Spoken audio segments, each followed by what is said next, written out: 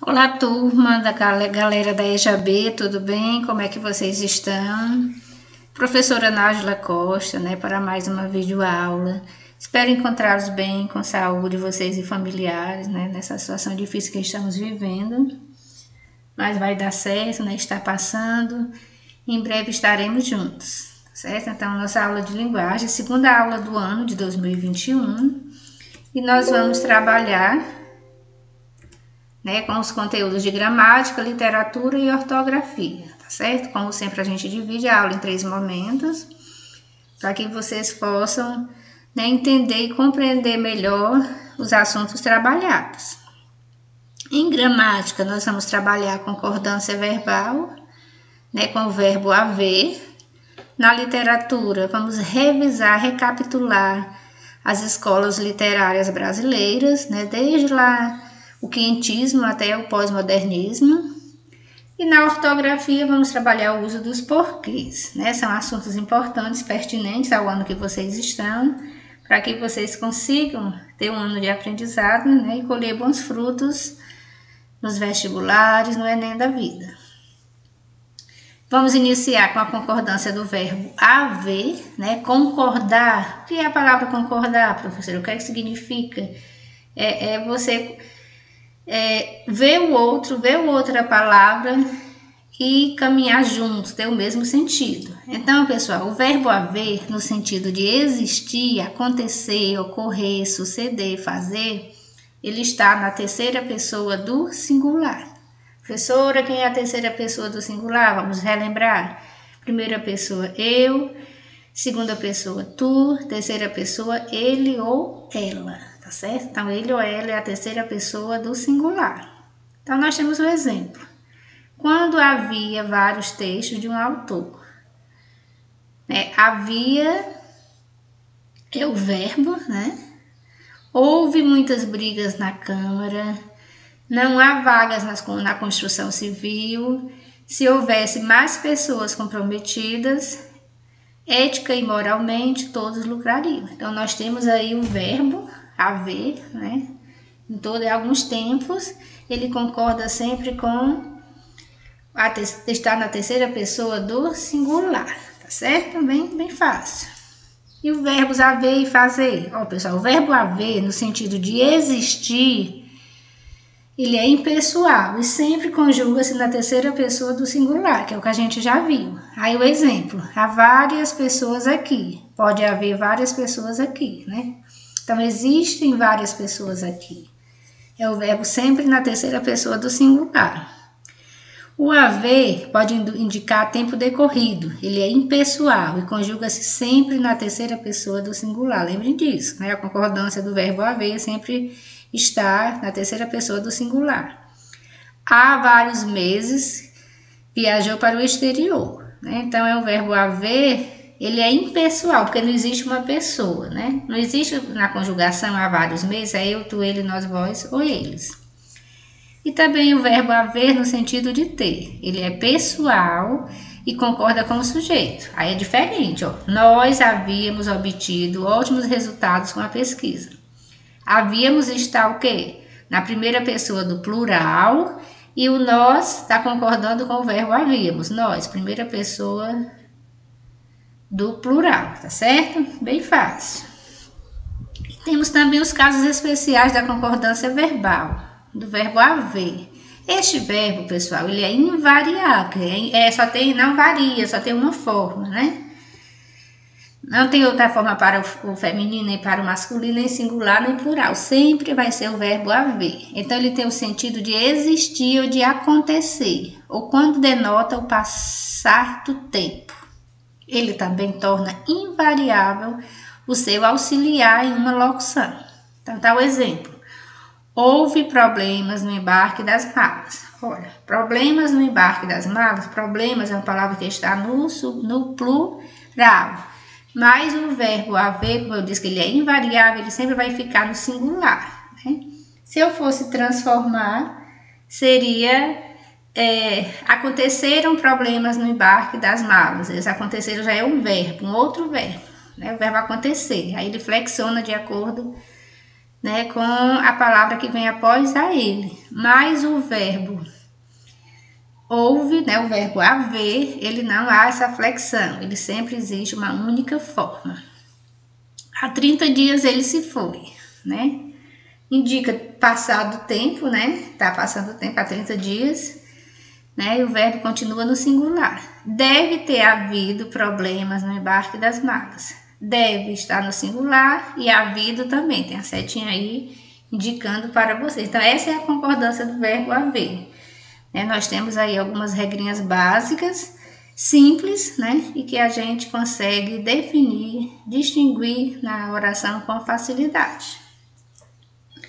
Vamos para o nosso segundo momento da nossa aula. Vamos falar das escolas literárias, vamos revisar quem foram essas escolas, como aconteceram, em que ano aconteceram, qual é a sequência delas, né? Para a gente poder se situar no tempo e no espaço. Pessoal, escolas literárias brasileiras, elas são as formas como estão divididas a literatura, mediante as características apresentadas em cada uma delas. A gente já falou anteriormente, né, nas aulas anteriores, que uma não é superior à outra, que uma não acabou 100% para iniciar a outra, não. É uma continuidade, né? Elas aconteceram dando sequência à outra escola, né? Aquilo que precisava ser aprimorado. Então, essa divisão depende, entre outros aspectos, principalmente dos momentos históricos. Claro, a literatura trabalha com a história. Por isso que sempre tem, você vai estudar a escola literária, né? Você vai estudar a história anteriormente, o período em que ela aconteceu. Ela não é desassociada do tempo em que nós vivemos. Também chamadas de movimentos literários. As escolas literárias dividem-se em eras, sendo elas era colonial ou era nacional. Então, nós vamos ver no próximo slide quais são as escolas literárias ou movimentos literários da era colonial e da era nacional. Faço um quadro cronológico aqui. As escolas literárias, pessoal, elas surgiram primeiramente em Portugal, depois elas vieram para o Brasil. Iniciou, né? Primeiramente em Portugal. Em Portugal foi chamada a Era Medieval, que trabalhou-se a escola literária Trovadorismo e Humanismo. O trovadorismo foi em 1189 e o humanismo em 1418. Nessa época não existia escola literária ainda no Brasil. Em Portugal ainda, depois da Era Medieval, eles classificaram na Era Clássica, que foi o classicismo, o barroco e o arcadismo. O classicismo em Portugal aconteceu em 1527 e o barroco em 1580 e o arcadismo em 1756. Nessa época já começou a surgir no Brasil, né? O Brasil é chamado de Era Colonial em 1500, no descobrimento do Brasil. Então, em 1500 no Brasil nós tivemos os textos informativos. Em 1600 tivemos o barroco. Né? Em 1768 tivemos o arcadismo, chamado de Era Colonial, já paralela à Era Clássica de Portugal. Voltando para Portugal, nós tivemos a Era Romântica ou a Era Moderna, né? Que foi o Romantismo em 1825, o Realismo e Naturalismo em 1865, o Simbolismo em 1890 e o Modernismo em 1915.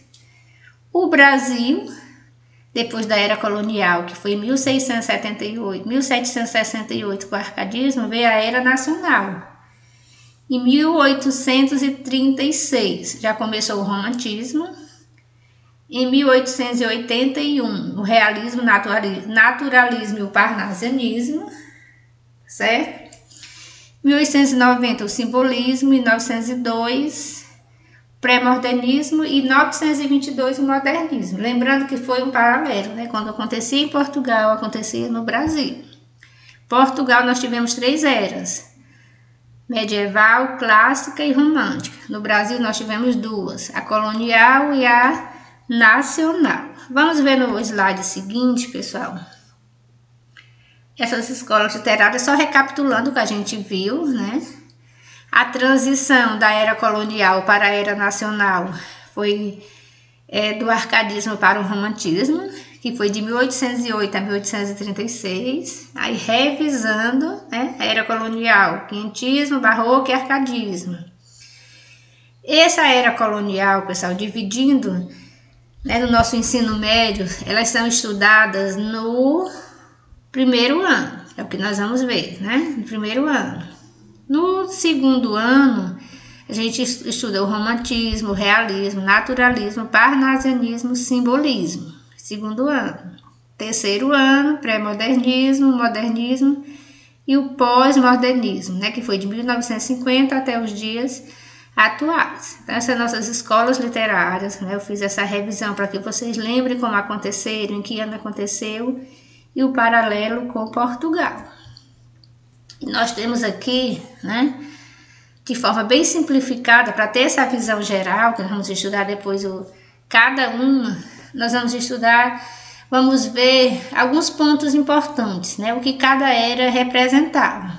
Então, iniciou-se pelo barroco, né, no barroco nós tínhamos os contrastes, valores renascentistas, valores medievais, individualismo, antropocentrismo, teocentrismo, o rebuscamento e a valorização da estética. São características do barroco. Eu estou falando de uma forma geral, mas nós vamos estudar nas próximas aulas detalhadamente, só ter uma visão do todo, né? Entender. Depois do barroco veio o arcadismo. Foi a época do nacionalismo, a retomada de valores clássicos, a fuga da cidade, o bucolismo e o corpo ideico. Saindo do arcadismo, vamos para o romantismo, que é a liberdade de criação e expressão, anticlassicismo, fuga da realidade, agrado à burguesia, forte nacionalismo, que é a questão do ufanismo, o indianismo, ultrarromantismo e o condodeirismo, tá certo? Saindo do romantismo, vamos para o realismo. As principais características do realismo: objetividade mais impessoalidade, racionalidade, críticas ao comportamentos e valores burgueses. Saindo do realismo, vamos para o naturalismo, descritivismo, determinismo, amoralismo. Né? Nós temos aí a morfização dos personagens e abordagem do coletivo. Ainda no naturalismo, a gente passa para o parnasianismo, né? Que é a objetividade mais impessoalidade, a tradição clássica, a busca da perfeição formal e o vocabulário culto. Lembrando, pessoal, que eu só estou dando algumas características de cada geração, de cada escola literária. Vamos estudar a fundo, com detalhes, sobre cada uma, né? Para que vocês tenham essa visão geral, né, de todas as escolas, da ordem e as características principais de cada uma. Saindo do parnasianismo, nós vamos para o simbolismo, que é a sugestão, a descrição, o misticismo, a musicalidade, entre outros. Aí vamos para o pré-modernismo, conteúdo de terceiro ano, que é a mistura das tendências, a denúncia da verdadeira realidade brasileira, os retratos de tipos humanos marginalizados, tá certo? No pré-modernismo, a gente também estuda as vanguardas, né, que é o futurismo, o cubismo, o dadaísmo, o expressionismo e o surrealismo. E nas gerações modernistas, nós temos a primeira, a segunda e a terceira geração. A primeira, que era a ruptura com a estética. A segunda, o amadurecimento. E na terceira, o ecletismo. E vimos para a Semana de Arte Moderna, né, que foi o pontapé inicial do modernismo, que é a ruptura formal e estética, o vocabulário coloquial, o nacionalismo crítico e a repressão dos conservadores. Ok? Então, recapitulando, é a visão geral das escolas literárias, muito bacana, né? A sequência de cada uma e as características principais. Ok? Vamos para o nosso terceiro momento, pessoal, da nossa aula, né? O uso dos porquês. A gente sempre trabalha em ortografia, em outra aula, a produção, da necessidade de escrever corretamente. Você sabe a diferença, né? Existem 4 tipos de porquês, né? O porquê separado e sem acento. Professora, quando é que eu uso o porquê separado e sem acento? Para introduzir perguntas.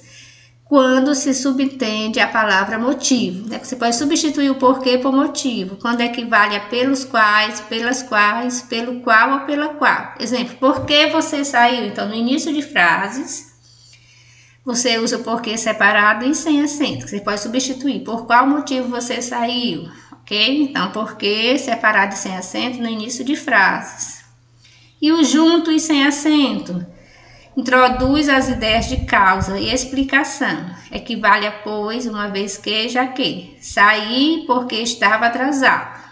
Então, saí, né, tá explicando. Por que você saiu? Porque estava atrasado. Então, saí uma vez que estava atrasado. Você pode fazer essa substituição.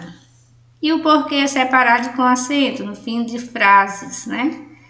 No final da frase, ó, no início você usa o separado e sem acento. No final, separado e com acento. Tá certo?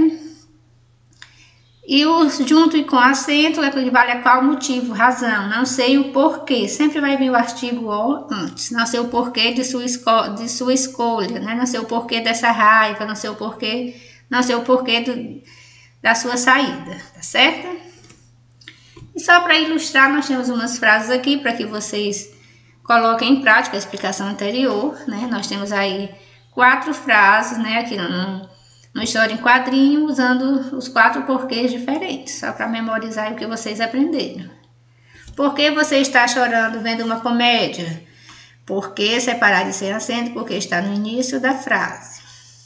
E está irritado agora por quê?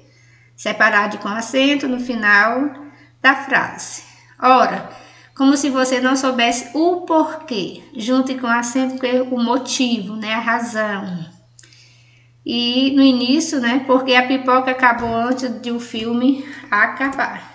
Então é isso, pessoal. Espero que vocês tenham gostado, né? Antes de ler a nossa mensagem final, eu sempre peço, né, para vocês se inscreverem no canal da escola, já Conecta. Se inscreva, deixa seu joinha e assistam todas as videoaulas. Então, finalizando, né? Seja forte o suficiente para abrir mão do que não te serve mais.